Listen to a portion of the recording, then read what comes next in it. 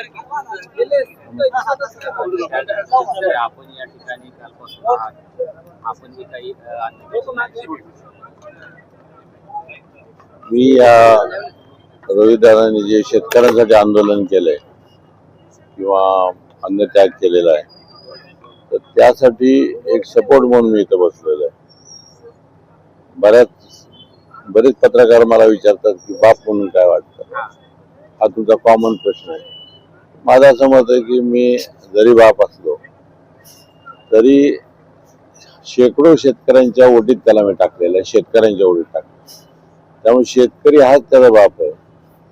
आणि कर्जाच्या बाबतीत जर म्हणाला तर माझं काय त्याचं काय कर्ज काही केलं तर माफ होणार नाहीये. तो जो बसलाय ते सर्वसामान्य शेतकऱ्यांच्या कर्जमाफीसाठी त्यांनी अन्नत्याग आंदोलन केलेलं आहे.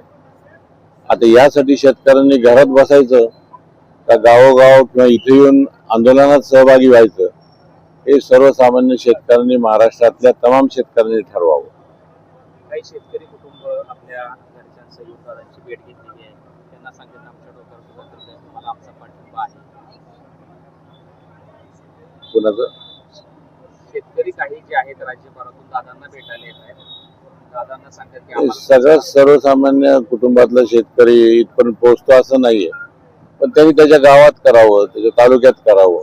ज्याला जसं जमतं तसं त्यांनी व्यक्त व्हायला पाहिजे. आणि जर शेतकरी काय आणि कोणी जर व्यक्त नाही झालं या सरकारला जाग कधीच येणार नाही.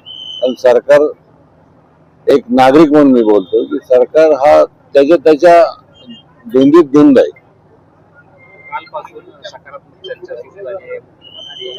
आता त्या बाबतीत मला माहित नाही, कारण तो त्यांचा आणि सरकारचा विषय.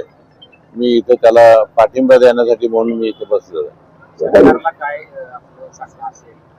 विषय तोच नाही की सरकारने सर्वसामान्य माणसांसाठी सर्वसामान्य माणसांना काय उचित आहे त्याचा त्यांनी विचार केला पाहिजे.